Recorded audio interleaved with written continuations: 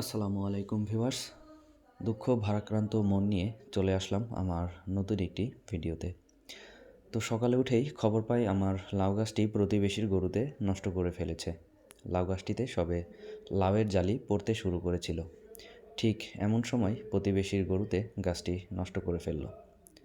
গাছগুলো ছোট থাকতে এমনটা হলে ততটা খারাপ লাগতো না। পাশে আরও কয়েকটি লাউ গাছ আছে, তার মধ্যে এই গাছটিতেই লাউ ধরা শুরু করেছিল।